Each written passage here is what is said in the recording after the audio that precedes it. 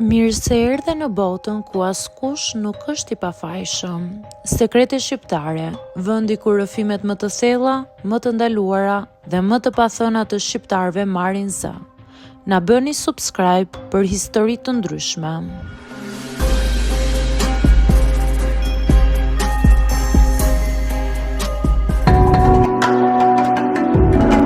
Nuk e kisha menduar kur që një ditë do të punoja në këtë profesion.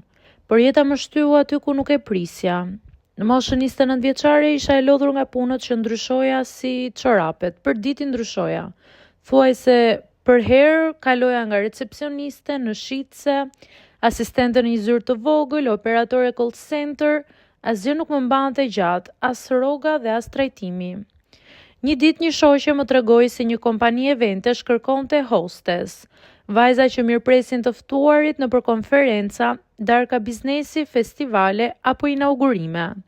Rroga është e mirë dhe puna e pastër, më tha ajo. Dhe ishte e vërtet, rroga ishte dy fishi i asaj që unë kisha marrë ndonjëherë. Hyra, por nuk dija fare se në çfarë bote po futesha. Në ditën e parë të punës, më veshën me një kostum elegant, më dhanë një dosje dhe më dërgua në një event biznesi në një hotel të njohur të Tiranës. Detyra ime ishte e thjeshtë, të shoqëroja disa të ftuar VIP-a në për tavolinat e tyre, të sqaroja programin e natës dhe të isha aty nëse u duhej ndonjë orientim. Në fillim isha shumë e emocionuar, gjithçka dukej normale, profesionale. Derisa fillova të shija gjërat më nga afër.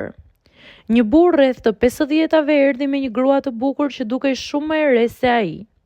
Të dy më kërkuan të lidhnim automjetin e tyre në parkingun privat. Kur shkova të jepja kartelën, gruaja më tha: "Faleminderit, jam motra e tij."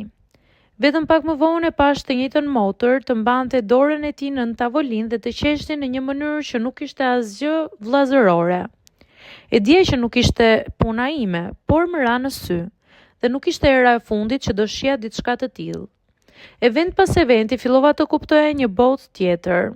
Burrat vinin gjithmonë me një imazh të caktuar, të suksesshëm, serioz, të martuar me vite, me fëmijë, por natën ktheheshin në njerëz të tjerë. Mua nuk më takonte t'i gjykoja, por kur je aty pranë tyre, me detyrë, do apo s'do duhet t'i buzëqeshësh, duhet t'i respektosh. Ndërkohë që shikon burraj që fshin mesazhet sa herë u dridhe telefoni, burraj që këmbgulin që janë beqar, burraj që ngren dolli për familjen, ndërsa në anën tjetër i pret dashnorja. Unë thjesht isha aty, një sy që shihte gjithçka, por duhej të rrinte mbyllur.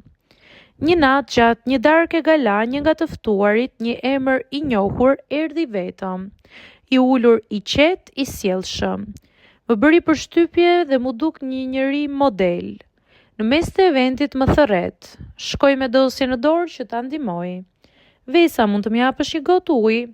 Kur i afrohem, telefoni bie. Në ekran shkruhet gruaja. Ai e pa, ma ktheu një buzëqeshje të thatë dhe më tha: "Thuaj që jam në një mbledhje të rëndësishme dhe s'mund të flas." Gjeta ngela komplet pa fjalë. Nuk ishte puna ime të ndërhyja, por ndjeva një lloj neverie që më zuri në fyt. Ai shtu telefonin drejt meje duke pritur që unë të thosha gënjeshtrën. Refuzova me mirësjellje, ndërkohë që ai qeshi: "Je e sinqert, por do lodhe shumë në këtë punë." Ajo natë më vrau. Të shije dikë që në televizion predikonte moral, ndërsa mua më kërkonte të gënjeja familjen e tij, ishte një ndjenjë që nuk e përshkruaj dot me fjalë. Në javët që pasuan, fillova të shija gjithçka me tjetër sy. Burrat që lumi i pasurisë blinte gjithçka përveç ndershmërisë. Djemë të rinj që silleshin si të rritur në trupin e gabuar. Njerëz me emër që jetonin jetë paralele. Bashkëshortë që thërrisnin në telefon dhe burrat që gënjenin pa u skuqur. Marrëveshje që bëheshin nën tavolinë, të qeshura të reme, dhe unë gjithmonë aty duke parë gjithçka, por pa thënë asgjë. Ndonjëherë ndjeja veten të zhytur në një botë mashtrimesh, në një të çarë midis realitetit dhe fasadës. Ishte një event luksoz për një kompani të madhe ndërtimi. Vinin biznesmen, politikan, fytyra të njohura. Unë po shoqëroja disa nga të njohurit drejt podiumit. Kur u largova në korridor, pash një skenë që më bëri të dridhem. Një burr i martuar që vinte gjithmonë me unas floriri dhe fliste për familjen si pasuri, po i bënte presion një vajze të re që punonte aty duke i thënë: "Nuk ka problem, askush nuk do e marrë vesh." Ajo duke i tmerruar, dhe unë dukesha e pështirosur. Në atë moment e ndjeva, kjo punë po më gryente nga brënda. Po më merrte humanitetin, po më detyronte të shija fytyrën e vërtetë e një bote që askush nuk e tregon.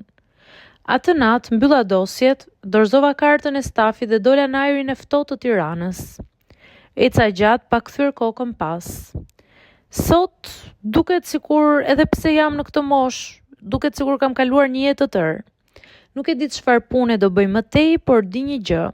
Njerëzit që duken më të përsosur, më moralist dhe më të suksesshëm janë shpesh ata që fshehin më shumë, dhe unë nuk dua të jem më dëshmimtare e fshehtësive të askujt. Nuk dua të jem sy i heshtur, dua të bëj një jetë të pastër.